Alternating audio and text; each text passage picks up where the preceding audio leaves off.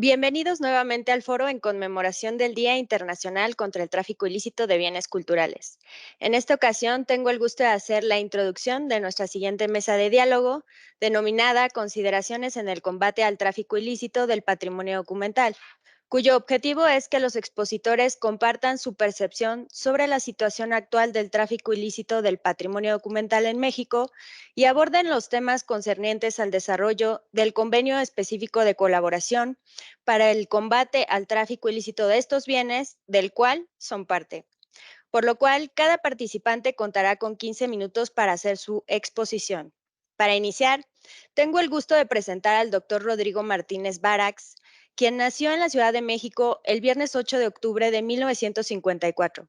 Doctor en Historia y Etnohistoria por la Escuela Nacional de Antropología e Historia, profesor investigador de la Dirección de Estudios Históricos del Instituto Nacional de Antropología e Historia, presidente de la Sociedad Mexicana de Historiografía Lingüística, miembro de la Academia Mexicana de la Historia y de la Academia Mexicana de la Lengua. Adelante, doctor Martínez. Doctor, tiene silenciado su micrófono. Muchas gracias, Marlene. Leer en texto. Es para mí un honor que mucho agradezco participar en esta mesa de diálogo sobre el combate al tráfico ilícito del patrimonio documental, organizada por Marlene Victoria López Torres, con la participación de admirados y respetados colegas. Trataré de apuntar brevemente algunas ideas. Lucas Alamán fundó el Archivo General y Público de la Nación hace 200 años, con el objeto de resguardar la muy abundante, enorme documentación generada por la administración novohispana en México a lo largo de 3 siglos. A Lucas Alamán, jefe intelectual del Partido Conservador, le interesaba la conservación de estos documentos, no porque fuesen testimonio de las bondades del régimen novohispano, tal vez las daban por sentadas, sino porque son la documentación generada por el funcionamiento de los diferentes ramos de la administración virreinal: el gobierno, la justicia, la real hacienda, la iglesia y la guerra, a diferentes niveles, que se interrelacionan con diferentes corporaciones de la sociedad que generaron otros grandes cuerpos documentales cuyo estudio permite estudiar en lo bueno y en lo malo el periodo virreinal. Entre las primeras publicaciones del Archivo Mexicano está precisamente el sumario de la residencia tomada a Fernando Cortés, paleografiada por Ignacio López Rayón y publicado en 1852. Lucas Alamán, por cierto, como apoderado en México de los ricos negocios multinacionales del duque de Terranova y Monteleone, heredero del marquesado del Valle de Cortés, también se ocupó de poner en resguardo y comenzar a aprovechar el archivo del Marquesado del Valle, con la documentación de Cortés, de su hijo don Martín Cortés, el segundo marqués, y sus herederos, conservado en el Hospital de Jesús, el antiguo Hospital de Inmaculada Concepción de Nuestra Señora, fundada por Cortés tras la conquista, y que aún funciona, y cuya iglesia resguarda los restos de Cortés, descubiertos en 1946. El archivo del Marquesado fue trasladado al Archivo General de la Nación en 1931 como ramo Hospital de Jesús. La historia antigua del archivo la estudió, por cierto, nuestra admirada colega María del Carmen Martínez Martínez, y esperamos leer pronto el resultado de su trabajo. Y Alamán, como jefe en 1849 del Ayuntamiento de la Ciudad de México, se ocupó también de cuidar el archivo de la Ciudad de México, donde se resguardan las actas de cabildo de la ciudad, cuya transcripción pidió al mismo licenciado Ignacio López Rayón, que debió encabezar un muy eficiente equipo de trabajo. Siguiendo a su maestro Lucas Alamán, el joven historiador y empresario azucarero y comercial Joaquín García Balseta se dio cuenta de que el periodo que siguió a la conquista de México era el más importante en la formación de México, pero para estudiarlo era necesaria una documentación entonces inaccesible, y se dio a la tarea de acopiar, estudiar y editar documentos y libros antiguos y modernos. Por cierto, García Balseta no trabajó mucho los documentos del AGN, ni los del marquesado, aunque sí obtuvo una copia de las actas de cabildo de la ciudad y las aprovechó.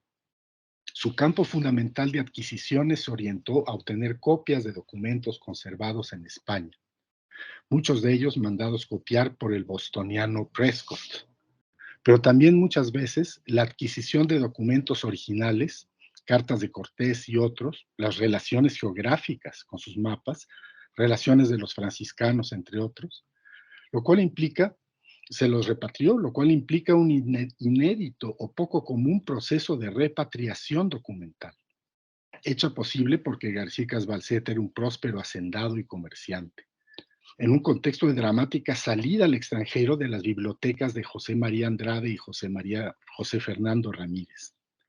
Pero como se sabe, tras la muerte de García Balseta, sus nietos vendieron su colección de documentos y sus mejores libros a la Biblioteca de Texas en Austin. El Archivo General de la Nación comenzó a ser aprovechado por los historiadores en el siglo XIX, y debe decirse que fue sobre todo el ramo Inquisición el que atrajo primero el interés de novelistas e historiadores, interesados en transmitir algo de la historia truculenta y oscura de la Nueva España, con la temporal separación del fondo Riva Palacio de la Inquisición. Pero solo en el siglo XX comenzó su aprovechamiento amplio y extensivo, comenzando por las grandes compilaciones de documentos o el trabajo de los indios de Silvio Zavala, y el trabajo en el AGN de historiadores como Edmundo O'Gorman. Y más adelante, Alejandra Moreno Toscano realizó el traslado al Palacio de Lecumberri y la organización de un archivo a la altura de las exigencias de un país autoconsciente y de un cuerpo nuevo de historiadores profesionales de la UNAM, el INA, el Colegio de México y varios otros centros académicos mexicanos y extranjeros. El aumento del estudio profesional y documentado de la historia tuvo sin duda efectos positivos para el conocimiento de la historia mexicana, porque trajo una investigación documentada y crítica, realizada no solo por historiadores mexicanos, sino también, y a veces de manera predominante, por historiadores extranjeros, y desde una pluralidad de puntos de vista, intereses y enfoques, lo cual sin duda es sano. Pero ese interés por los documentos novohispanos trajo también el efecto de que gente carente de ética se dedique a robar, vender y comprar documentos en el país y vender documentos en el país o fuera de él usualmente. El fenómeno es grave e inaceptable, pero no puede decirse que durante un tiempo pueda calificarse de alarmante, debido a la discreción con que se practicó el tristemente célebre robo hormiga, y en algunos casos los robos e intentos de subasta fueron detenidos por las autoridades, como el intento 2 veces de subasta en Nueva York del Ópera Medicinalia del doctor Francisco Bravo de 1570, restituido a la Biblioteca La Fragua de Puebla, o un documento cortesiano cuya subasta en Londres detuvo en 1988 la agregada cultural Margot Glantz, con la ayuda de José Luis Martínez, mi padre, que había incluido ya ese documento en sus documentos cortesianos, entonces en prensa, y fue el documento restituido a la GN. O como la subasta en Morton del sábado 29 de octubre de 2005 de libros antiguos de la Biblioteca de la Sociedad Mexicana de Geografía y Estadística, que fueron finalmente restituidos por los compradores gracias al escándalo mediático. Pero precisamente porque el fenómeno era menor, no fue motivo de alarma hasta años recientes, cuando en 2020 varios colegas de Oaxaca y Texcoco dieron la voz de alarma sobre las subastas que se habían realizado en 2017, 2019 y 2020 en varias casas de subastas neoyorquinas de documentos cortesianos, robados del ramo Hospital de Jesús del AGN. Al mismo tiempo, otras sustracciones de documentos en diferentes archivos fueron denunciadas por varios historiadores, y la Academia Mexicana de la Historia emitió un comunicado. Las autoridades mexicanas reaccionaron, el INA, Relaciones Exteriores y de manera particular el Archivo General de la Nación, que obtuvo en ese año de 2023 la repatriación en este año de 2023 la repatriación de buena parte de los documentos, gracias a una eficaz acción conjunta con las autoridades de México y Estados Unidos, fundamentados en la investigación de la ya mencionada historiadora María del Carmen Martínez Martínez, quien ha estado realizando un catálogo razonado de documentos cortesianos, continuación, digamos, profesional y moderna de los documentos cortesianos de mi padre, que la llevó a describir y hacer fotografías de una gran cantidad de documentos cortesianos en los años de 2010 y más adelante. Y esta información fue decisiva para probar que los documentos subastados pertenecían al AGN. También sirvieron unos microfilmes tomados por los antes llamados mormones. Otros documentos también fueron recuperados, aunque la información no siempre es clara y completa sobre los fondos que falta recuperar, particularmente entre los que fueron robados, pero no ofrecidos en subasta.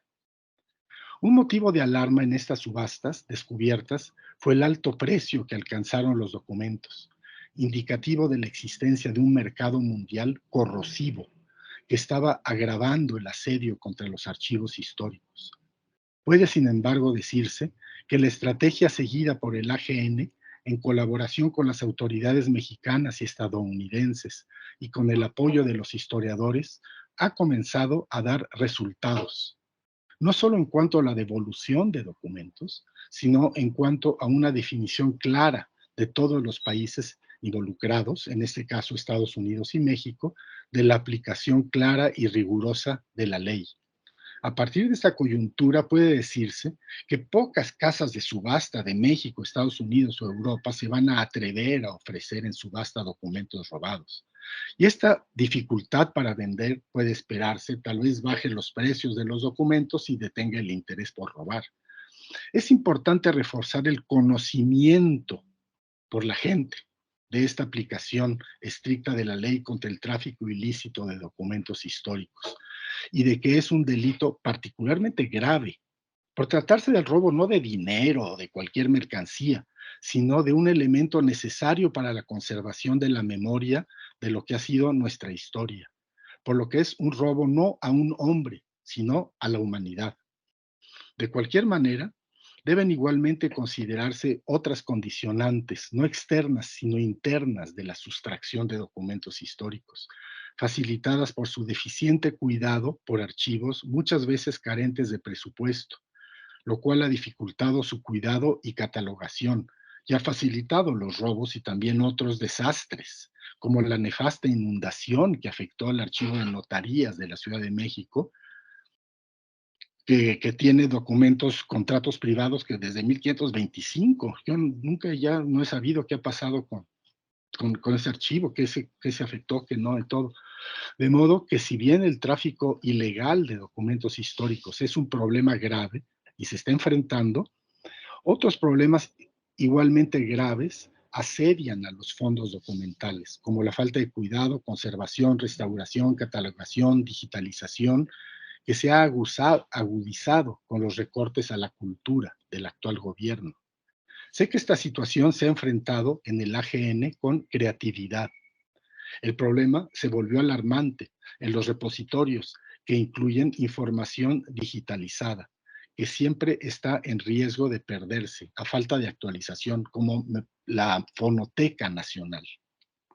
Son documentos que están ahí en la computadora y que si no se mantienen, pues quién sabe qué pase, como lo mostró Gerardo Ochoa Sandy en sus reportes culturales. Repito que es vital reforzar la conciencia en la sociedad y el gobierno de que el patrimonio cultural y documental no es un lujo o adorno, sino una necesidad elemental de la sociedad, que debe ser satisfecha de manera prioritaria, porque los documentos son insustituibles. Esto además en momentos política, económica y militarmente inciertos a nivel planetario, que hace necesario redoblar el cuidado y defensa de nuestro patrimonio cultural y documental. Si bien el panorama inmediato se percibe ominoso, hay elementos alentadores que es necesario aprovechar. Uno es que vivimos lo que podríamos llamar, parafraseando a Walter Benjamin, la época de la reproductibilidad técnica de la obra de arte, pero también de los bienes culturales y de los documentos históricos, que implica riqueza y abundancia para los interesados en la cultura. Cada vez más información, documentos y libros históricos han sido digitalizados y están disponibles en línea. Desde hace unas 2 décadas o más, la escritura de la historia ha vivido una revolución gracias a las computadoras que permiten escribir mejor y más fácil, intercambiar opiniones e información, investigar mejor, comunicar mejor, gracias a instrumentos audiovisuales como YouTube y ahora las reuniones Zoom como estas. Los historiadores podemos investigar mejor y al mismo tiempo difundir mejor nuestras investigaciones y permitir a la gente hacerse sus propias opiniones gracias al conocimiento de los documentos históricos que sustentan lo que se puede conocer de lo vivido en el pasado. Con todo, debe reconocerse que si bien es mucho y maravilloso lo que se encuentra en línea, no todo está. Y es el caso particular de los documentos históricos, dispersos en varios archivos. De igual modo que el resguardo físico de los documentos es una necesidad esencial, el resguardo físico, también es esencial la reproducción digital de los documentos históricos y su disposición abierta en línea, que permitirá una mayor protección de los documentos contra robos y siniestros y potenciará su estudio y difusión y la conciencia y memoria histórica de la sociedad. Muchas gracias. Muchas gracias, doctor Rodrigo Martínez, por esta pues excelente ponencia. Es el turno del doctor Sebastián Van Desburg, quien es investigador del Instituto de Investigaciones Filológicas de la Universidad Nacional Autónoma de México e integrante del Consejo Directivo de la Biblioteca de Investigación Juan de Córdoba de la Fundación Alfredo Harp Helú, Oaxaca. Doctor en Letras por la Universidad de Leiden, Países Bajos, recibió la beca de la Fundación John Simon Guggenheim en 2010. Se especializa en el análisis de textos de autoría indígena, tanto pictográficos como alfabéticos de Oaxaca, y es autor de unas 70 publicaciones académicas, entre ellas libros, capítulos y artículos. Adelante, doctor Sebastián.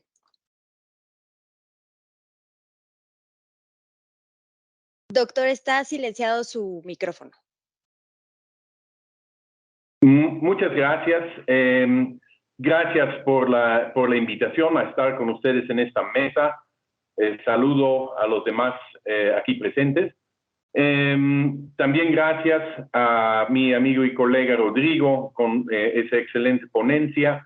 Yo no lo tengo escrito, espero poder estar a la altura de ese primer participante en esta mesa.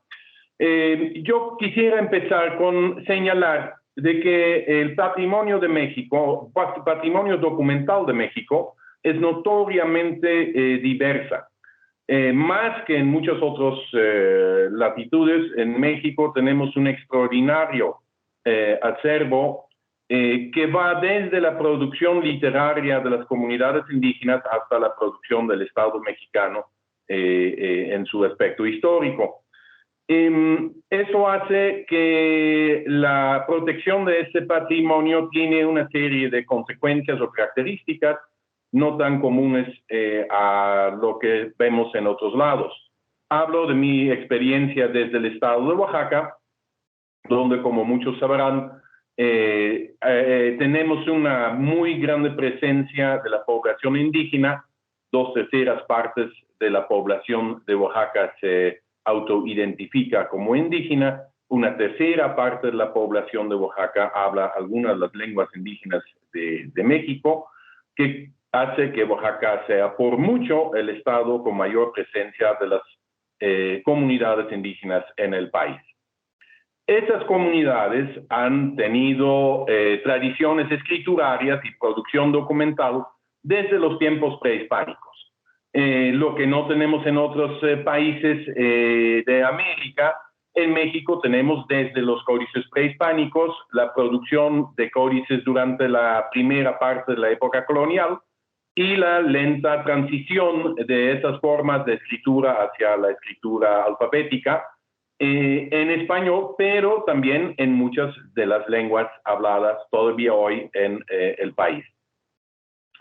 Entonces, esto hace también que el patrimonio tiene características como diversidad lingüística extraordinaria, diferentes, digamos, tradiciones escriturarias, desde la pictografía hasta la alfabética, y que son importantes en ese debate porque, sobre todo, esas características hacen que el patrimonio de México ha sido de interés para museos y colecciones, tanto al interior del país, hay que decirlo, como también en el extranjero, donde estos documentos producidos por las comunidades indígenas tienen un aspecto exótico que es un motor, que ha sido un motor desde el siglo XIX en su sustracción, robo, venta y colección. También hace que el patrimonio documental tenga características curiosas y importantes en cuanto a su significado y posesión. Mientras que la ley de 1972, la Ley Federal sobre Monumentos y Zonas Arqueológicos, Artísticos y Históricos, es muy claro en señalar la documentación de la época colonial proveniente de las instituciones del Estado novohispano y de la Iglesia como bienes de la nación en este momento. Muchos de los documentos producidos por las comunidades indígenas son percibidos por esas comunidades como documentos muy significativos y de alguna forma documentos que garantizan el derecho de esas comunidades de existir en una sociedad donde las comunidades indígenas resultaron ser encapsulados en la forma o durante los procesos de la formación de los estados-nación. En ese sentido, muchos de esos documentos pictográficos tienen un significado de tipo defensa de la comunidad, no solamente en el sentido de la tierra, pero en el sentido más simbólico, como documentos que garantizan la autonomía y la posibilidad de reproducción cultural autónoma dentro de ciertas áreas. Para su protección, tanto de los documentos del mundo indígena como los documentos producidos por el Estado y sus instituciones, y además los particulares, por supuesto, existen varios documentos, instrumentos, y lo más importante, o el más importante en este momento, me parece el de 1970, que es el Tratado de Cooperación para la Recuperación y Devolución de Bienes Arqueológicos, Históricos y Culturales Robados, que firmaron México y Estados Unidos todavía 2 años antes de firmar o de expedir la Ley Federal sobre Monumentos y Zonas Arqueológicos, Artísticos e Históricos. Esa ley es muy importante porque ha sido usado en la recuperación de varios bienes culturales en una coordinación entre México y los Estados Unidos, el cual desde 2017, a raíz de los eventos que ya mencionó el doctor Rodrigo, ha sido la base para la recuperación de documentos robados el famoso, bueno, el mal famoso, el infame escándalo de los documentos del Hospital de Jesús ofrecidos en varias subastas en Estados Unidos desde 2017. Hay que felicitar al Archivo General de la Nación, su cooperación con las diferentes instancias y haber logrado una operación eficiente y eficaz a nivel internacional en la recuperación de esos documentos. Hay algunas cuestiones que hay que añadir. Para su protección es fundamental los instrumentos y los métodos adecuados para la protección. Como ya se mencionó antes, la digitalización y antes la microfilmación de los documentos es fundamental porque al final, en cada caso de documentos robados, se va a querer y se va a pedir la documentación, la prueba de que esos documentos son los que se dicen pertenecieron a algún archivo, como el ajeno o cualquier otro archivo. Ese es un tema donde México durante muchos años estuvo algo retrasado, pero hay que decir que en los últimos 10, 15 años el país ha hecho grandes avances en la digitalización de sus archivos y bibliotecas históricas. El otro es la cuestión de quién puede o debe denunciar y ante quién. Claro que cualquier ciudadano puede denunciar a notar el delito de la sustracción de documentos, pero al momento de denunciar esto ante el Ministerio Público, pues poco probable que proceda el caso por el alto nivel de especialismo que se necesita. Ahí yo creo que es muy importante establecer claramente si el AGN puede ser la entidad que puede o debe llevar esas denuncias para que sean más eficientes. En ese caso también es importante saber que hay una diferencia entre obviamente los documentos del propio Archivo General de la Nación o si el archivo también puede llevar la denuncia de robos, por ejemplo, de los documentos de los archivos eclesiásticos históricos.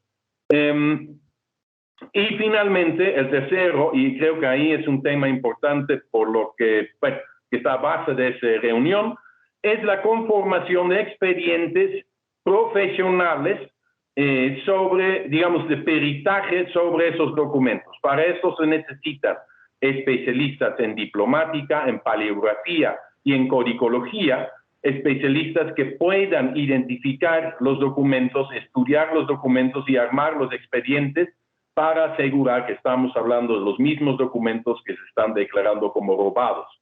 En ese caso, celebro mucho que el Archivo General de la Nación recientemente tomó la iniciativa de convocar a varias instituciones con especialistas en esos temas para juntamente armar una red de especialistas que puedan integrar esos expedientes en el caso que el archivo detecte o tenga conocimiento de denuncias de documentos robados. Creo que es un gran paso adelante. Creo que también en ese sentido, como un paso extra a la reciente creación de la Subdirección para la Protección y Restitución del Patrimonio Documental, cuya subdirectora pues, preside aquí esa reunión, creo que es un muy buen paso adelante porque aparte del discurso, ese convenio nos va a generar una red de conocimiento y especialistas que pueden apoyar en la tarea práctica de las denuncias y de llevar esas denuncias por el camino adecuado. Yo quiero cerrar con ese tema de una tradicional casi discrepancia entre la buena intención de los tratados y leyes declarados y la dificultad muchas veces de llevar esos buenos intentos a la práctica. Y creo que hay que reconocer que en esta administración el Archivo General de la Nación ha dado notables pasos en convertir las buenas intenciones en acciones reales y el resultado creo que con la recuperación de la documentación robado de Cortesiano del ramo de Hospital de Jesús merece ahí una felicitación.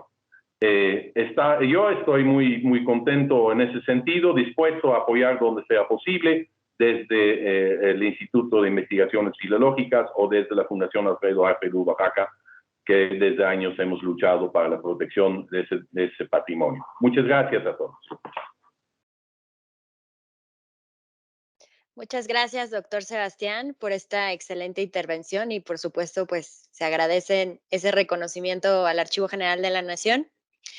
Llegó el turno de la doctora Jessica Ramírez Martínez, quien es doctora en Historia por la Facultad de Filosofía y Letras de la Universidad Nacional Autónoma de México, profesora investigadora en el Centro de Estudios de Historia del Colegio de México, miembro del Sistema Nacional de Investigadores, además del estudio de la Iglesia Novohispana, con especial énfasis en el clero regular. Su línea general de investigación es la organización socioespacial de los nodos urbanos modernos del siglo XVI y sus resignificaciones en el presente como patrimonio cultural. Adelante, doctora Jessica Ramírez.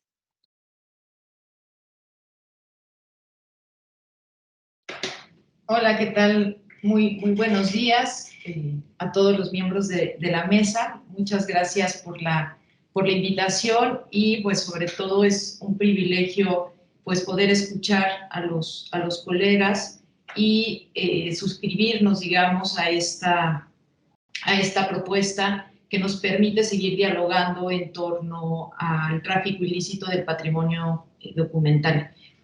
Solo señalar que mi nombre es Jessica Ramírez Méndez, nada más para que quede por ahí, pero no pasa nada. Sin más, a mí lo que me gustaría abordar en este breve espacio, preparé un pequeño texto, es sobre la idea de qué perdemos ante el tráfico ilícito del patrimonio documental. Es decir, pareciera de pronto que somos algunas disciplinas las que más interesadas estamos. Pienso en la propia disciplina histórica, que somos asiduos participantes y sobre todo que consultamos de manera asidua los fondos por ejemplo, del Archivo General de la Nación, pero podríamos hablar de muchos otros fondos. Y más bien a mí me gustaría un poco reflexionar en torno a qué está detrás y por qué nos compete a todos la conservación de este patrimonio documental. Todos sabemos, eso pasa con el patrimonio en general, sea que llamemos o que hablemos de un patrimonio arqueológico, histórico, tangible, intangible, que digamos que pareciera que solo inciden algunos cuantos y que solo ellos debieran protegerlo, ¿no? Que solo ellos debieran o debiéramos, digamos, estar al pendiente de qué sucede con el tráfico ilícito de piezas, de obras.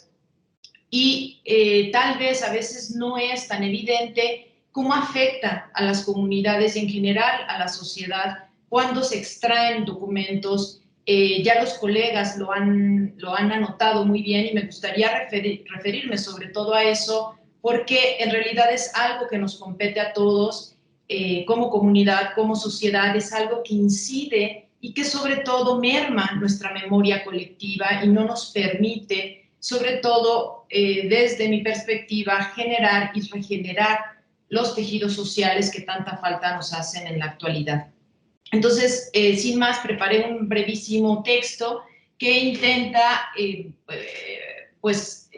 digamos, generar un poco de conciencia en torno a lo que está en juego cuando estamos hablando de la pérdida de este patrimonio documental.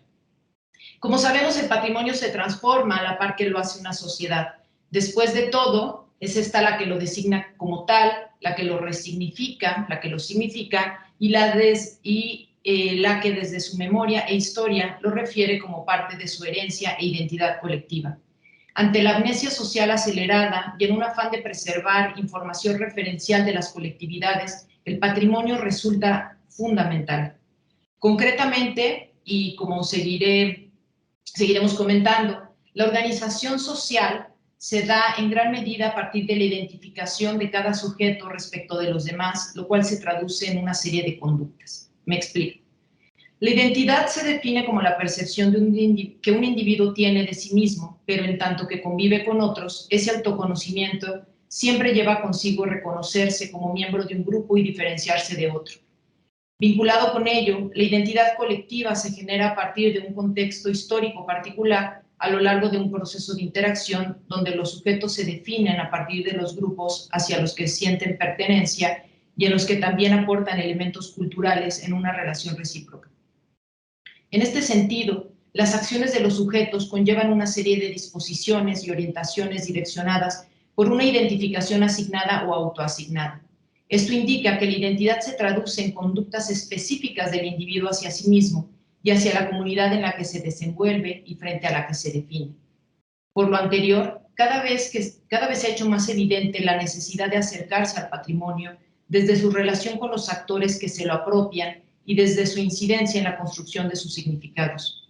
Esto implica, por un lado, asumir al patrimonio en tanto herencia cultural y específicamente el patrimonio documental como una polifonía en la que participan diversos agentes y no solo un grupo minúsculo que lo define y lo elige. Es decir, el patrimonio documental nos da la oportunidad de que todos como sociedad nos acerquemos a él, podamos leerlo, podamos entender y participar, digamos, de la construcción de él en tanto una herencia colectiva. Y por el otro, El patrimonio conlleva procesos de memoria que miran hacia el pasado, pero siempre en relación con el presente de quien lo selecciona. Así, el patrimonio es una construcción social en la que sus significados están en una constante revitalización. Es decir, podemos regresar y regresar al mismo documento y siempre encontraremos nuevas aristas, nuevas formas de leerlo, y por eso siempre nos dará una renovada información. Es por ello por lo que es posible concebirlo también como un proceso cultural, es decir, como un transcurso de integración de un grupo a partir de elementos que comparten, intercambian y modifican, que inciden en sus relaciones y en su convivencia. Dadas estas características, el patrimonio brinda la posibilidad de crear lazos y evidenciar distintas expresiones culturales, lo cual se traduce en desarrollo social. Trabajar en los enlaces diversos que nuestra herencia colectiva ayuda a crear y conservar debiera ser una de las apuestas hacia el futuro. En conjunto, con las preguntas adecuadas, la información que contiene el patrimonio documental nos dice cómo se ha transformado nuestra forma de enfrentar la vida y lo que hemos valorado. Nos da cuenta de nuestras continuidades y cambios como comunidad. Entonces, el patrimonio documental es parte de nuestra identidad tanto individual como colectiva, dinámica y siempre cambiante. He aquí el papel que puede tener esta herencia.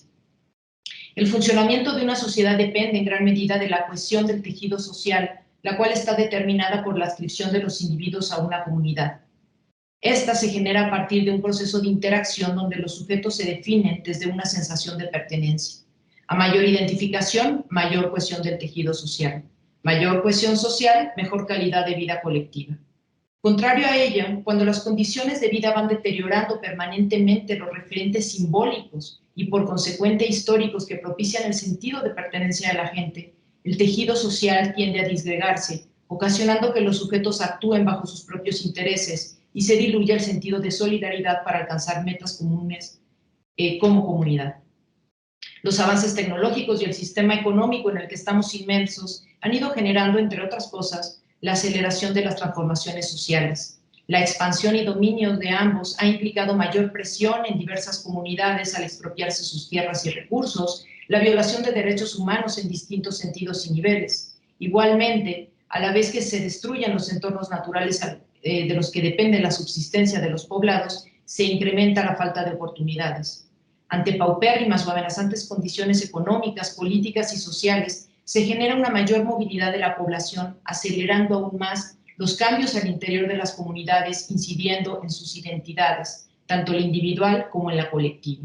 Eso puede ser peligroso. Hay situaciones todavía más determinantes y, bueno, podríamos más que nunca hablar de ello, porque desafortunadamente cada vez son más comunes y son parte de nuestra actualidad. Situaciones que detonan una gran movilidad humana y que favorecen la pérdida del tejido social, que es la que sustenta la identidad colectiva. Las epidemias, pandemias, las guerras, los regímenes totalitarios, la persecución, el genocidio, el exterminio, los desastres naturales, biológicos y nucleares, provocan migraciones y exilios masivos que conllevan alteraciones radicales e inmediatas, por lo que difícilmente son asimiladas.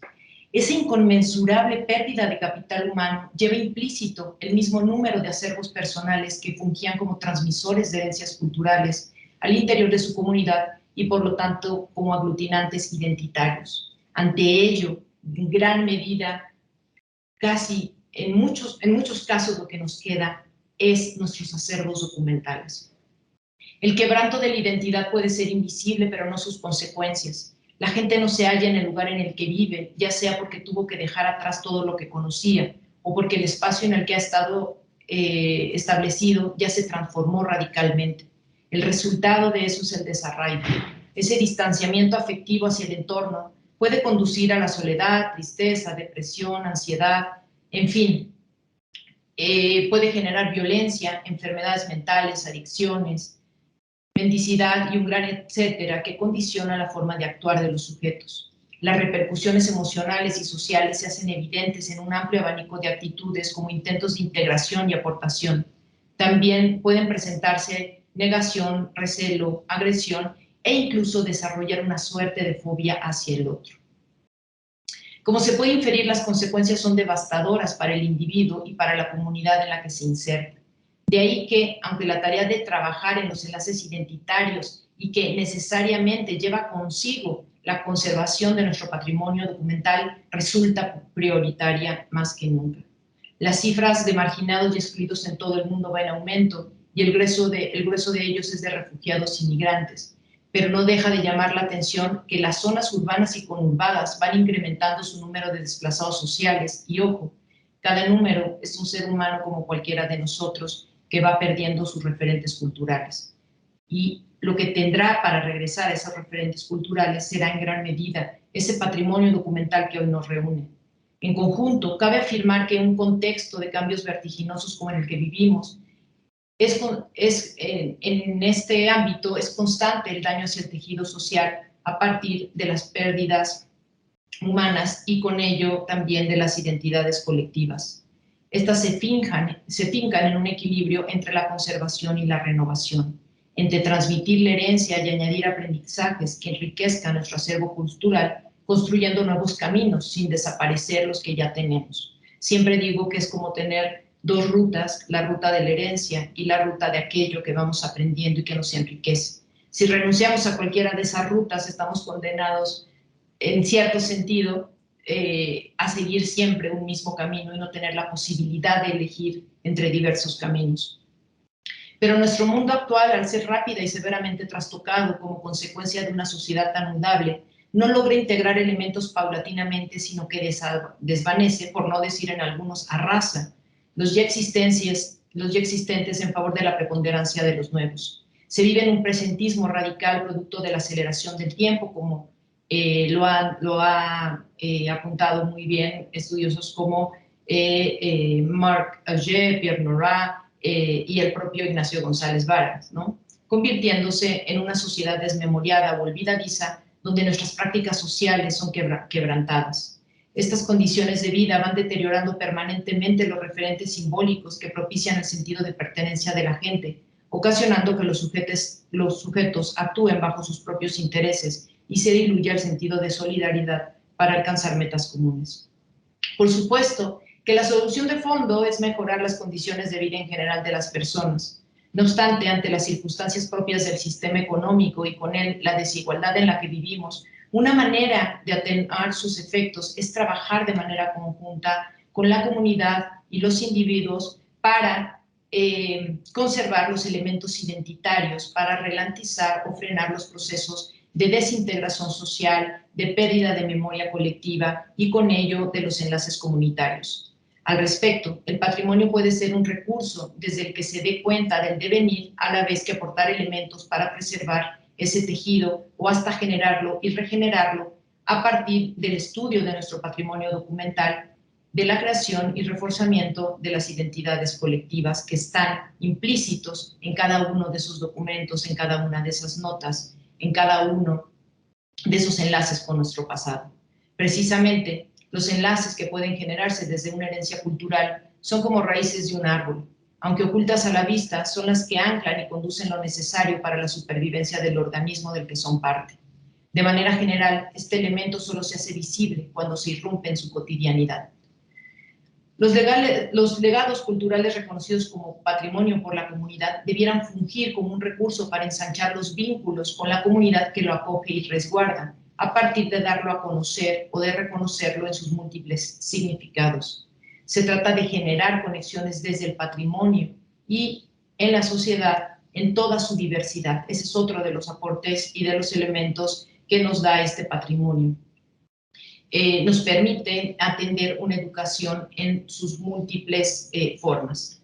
Y precisamente la apuesta para el futuro debe ser socializar ese patrimonio para que nos ayude a denunciar el apropiamiento ilícito, para que nos ayude a resguardarlo, a cuidarlo y con esto generar las estrategias participativas que permitan la relación entre los especialistas y la ciudadanía para estudiar, significar y conservar el patrimonio en forma colectiva.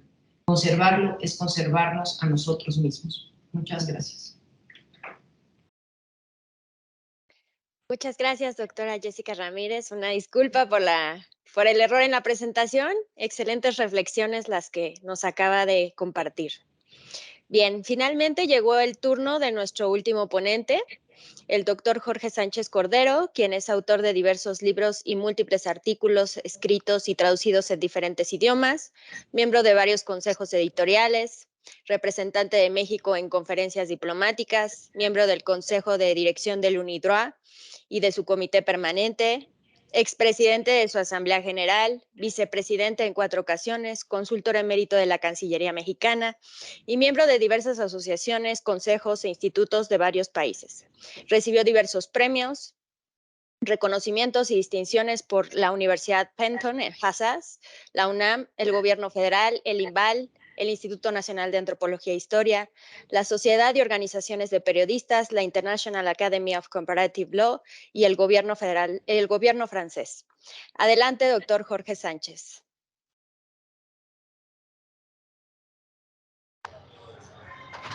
¿Sí me escuchan bien, perdón? Ok, primero, las gracias al Archivo General de la Nación por esta invitación y nada más honrado que participar junto con distinguidos colegas como es Sebastián, Rodrigo y Jessica, a los que digamos, me congratulo muchísimo fundamentalmente de poder participar en este foro. Bien, voy a introducir fundamentalmente algunas reflexiones en torno al patrimonio documental. Creo que es importante, de alguna forma, la narrativa, en mi perspectiva, va a tener que ser, digamos, esencialmente jurídica en alguna forma, ¿no? Primero, Paul Valéry decía, y con razón, que los archivos son el futuro del pasado. Mi exposición va a seguir el siguiente curso, está estructurada de esta forma. Primero, ¿cuál es la naturaleza fundamentalmente del archivo documental? ¿De qué estamos hablando? Segundo, ¿cuál es la narrativa jurídica fundamentalmente, que es la respuesta que damos los abogados fundamentalmente a esta naturaleza, tanto del ámbito nacional como internacional, en una forma muy breve desde luego, y algunas reflexiones finales. Primero, ¿cuál es la función social fundamentalmente del archivo? Y los archivos, mi criterio, son bienes constitutivos de la conciencia social. ¿Y cuál es su función? ¿Cuál es la función cultural y la función social de los archivos? Es transformar la memoria en historia. Y esta es exactamente la racionalidad que sostiene fundamentalmente la protección fundamentalmente de los archivos. Ahora, los archivos y el patrimonio cultural transitaban por senderos paralelos. Y la interrogante natural consistía, inevitablemente, si el archivo documental pudiera ser absorbido por una opción más omnicomprensiva como es el patrimonio cultural.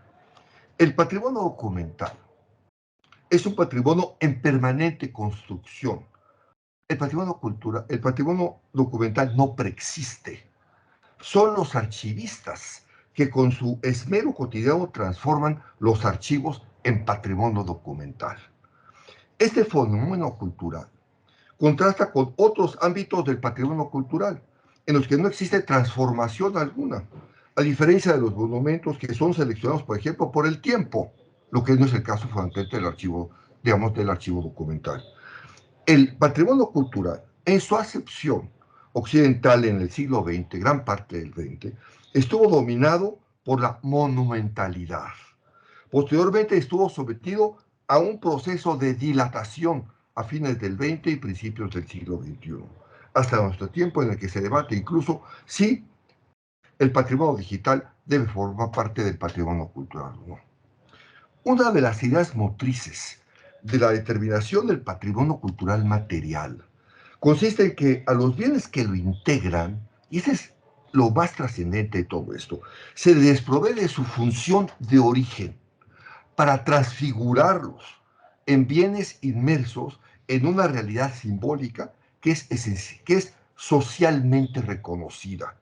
Y esto lo que obliga fundamentalmente a ponerlos al abrigo, entre otros, de la degradación o incluso de su desaparición.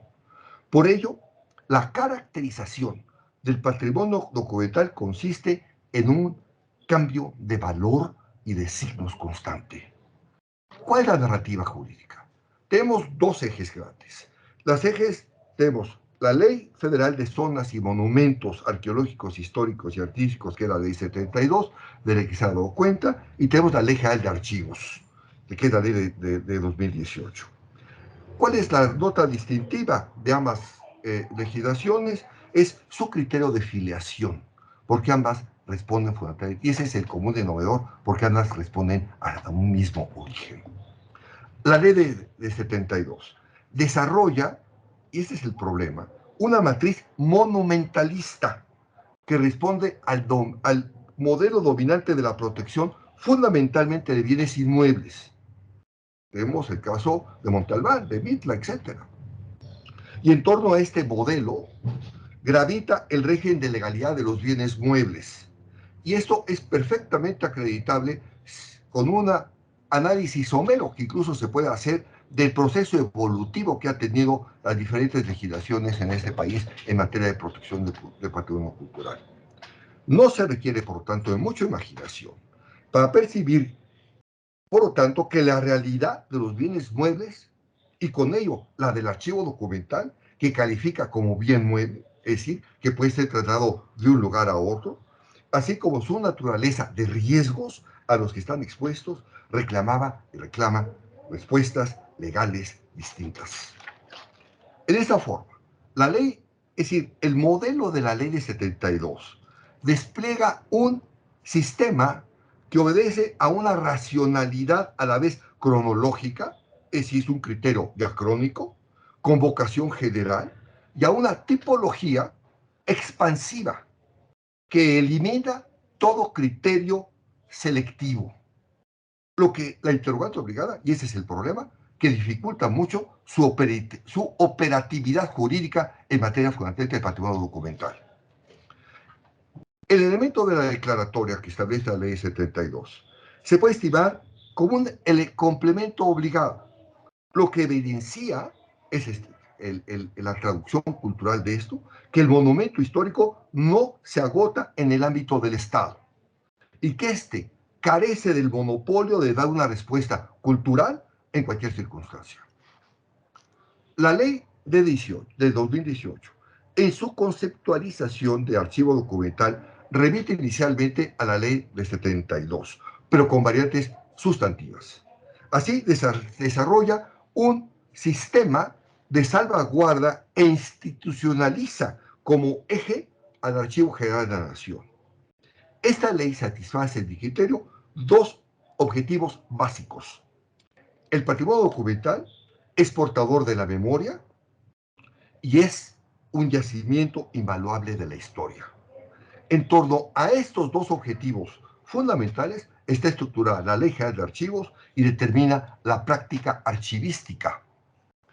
La metodología que deben observar los archivistas en nuestro sistema los obliga a satisfacer la exigencia de una homogeneidad fundada, uno, en el interés histórico, que de especie comprende el periodo del siglo XVI al siglo XIX, y en la salvaguarda del interés público cultural.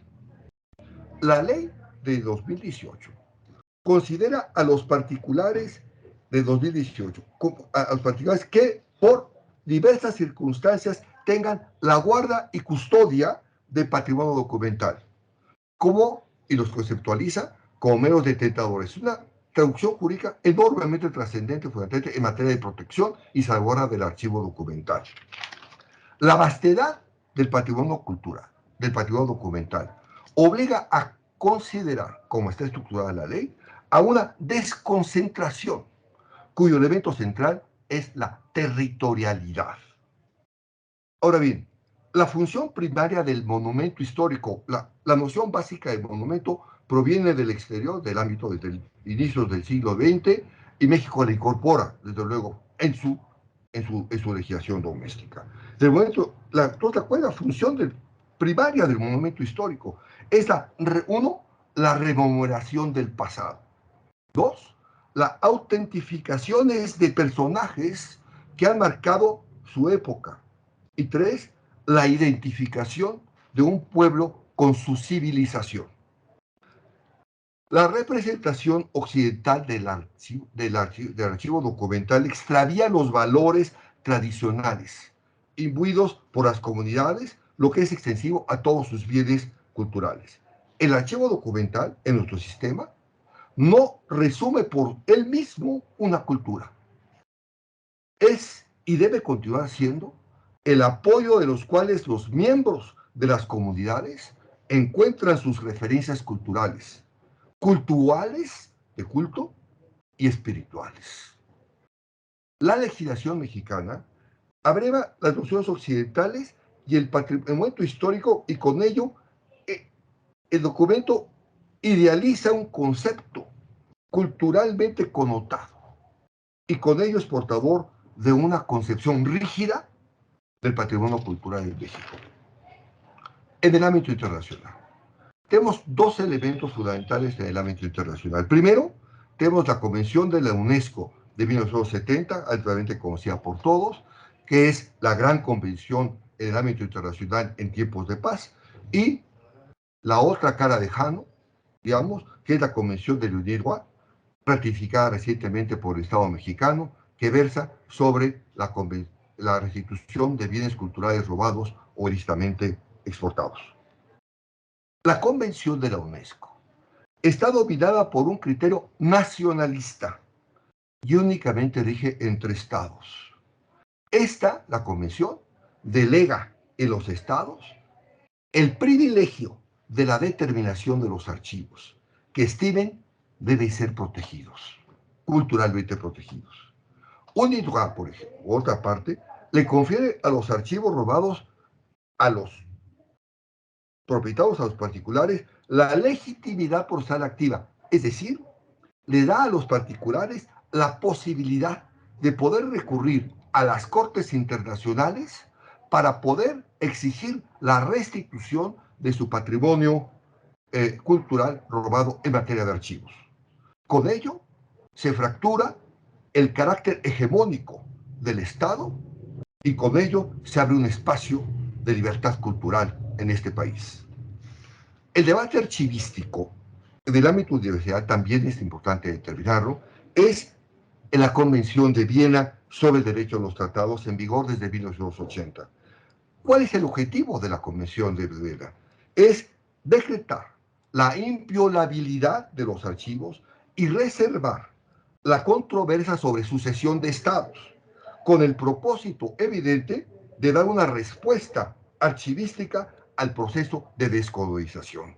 Y aquí retomo fundamentalmente el problema del estado de Oaxaca, que en 1930 y tantos, 32, si no mal recuerdo, determina y promulga una ley sobre monumentos arqueológicos, en términos de los cuales se abroga al Estado libre y soberano de Oaxaca el patrimonio monumental fundamental del propio Estado. En controversia constitucional ante la Corte Mexicana, determina que el sucesor, el causaviente universal de la corona española en México, es la nación, y la nación representada por la federación. Es muy valor. Entonces, tenemos fundamentalmente esta sucesión de estados, fundamentalmente ante la emergencia fundamentalmente de un país como es el nacional mexicano, y la determinación por parte del órgano máximo de interpretación jurídica que determina que el Estado nacional es el sucesor de la corona española en estas tierras. La UNESCO también ha estado haciendo trabajos importantes en materia archivística. Tenemos el programa del Sistema Nacional de Archivos y Gestión de Documentos, RAMP por sus siglas en inglés, y el Consejo Internacional de Archivos, que es ampliamente conocido por todos ustedes, que periódicamente actualiza la función del Consejo, la función archivística. ¿Cuál es el resumen? ¿Cuáles son las conclusiones que podemos sacar de todo esto? El archivo documental converge en dos funciones primarias. Es portador de una memoria objetivada y es un venero invaluable de la historia. La categoría de monumento le proviene de una historia propia que determina progresivamente su extensión y enriquece su contenido.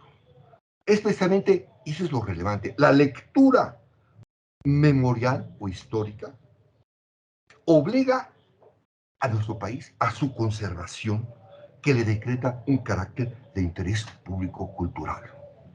La noción de interés público cultural, empero, es enormemente variable y compleja en este país. ¿Por qué? Porque convergen diferentes intereses. El interés del Estado, el respeto a la vida privada y a la intimidad, el respeto al derecho a la información que le asiste a todo ciudadano y particularmente a todo historiador. Los archivistas, por lo tanto, tienen a su cargo la responsabilidad de la preservación del archivo documental y la guarda y custodia de la memoria objetivada. Ello asegura su cometido de conservar, clasificar, inventariar y comunicar el documento. La informática, y con eso termino, ha puesto de relevancia, empero, la metamorfosis archivística, cuya evolución vertiginosa plantea desafíos inimaginables. La preservación del archivo documental queda cuestionada por nuevos medios electrónicos. Muchas ocasiones hemos tenido la experiencia que están salvaguardados en archivos digitales cuya lectura ya ahora es imposible porque la metodología y fundamentalmente la tecnología ha variado sustancialmente. Y con ello dificulta, obviamente, la lectura y el estudio y el análisis del documento almacenado. Los archivos modernos no se inscriben, por lo tanto, en la división tradicional, si me permiten, eternitas evum tempus, existen en un tiempo que debe aceptar cambios sustanciales, cuya naturaleza en el futuro será irremediablemente distinta a la de su presente. Les agradezco mucho su atención. Muchas gracias al doctor Jorge Sánchez por esta explicación y estas reflexiones en torno al ámbito jurídico del patrimonio documental. Y bueno, finalmente agradecemos a los ponentes por su excelente intervención en esta mesa de diálogo y a toda la audiencia por su tiempo y atención en los temas que son de gran importancia para la preservación del patrimonio documental. Los invitamos a seguir las redes sociales del Archivo General de la Nación, que durante esta semana están enfocadas en la conmemoración del Día Internacional contra el Tráfico Ilícito de Bienes Culturales y en especial del patrimonio documental. Muchas gracias.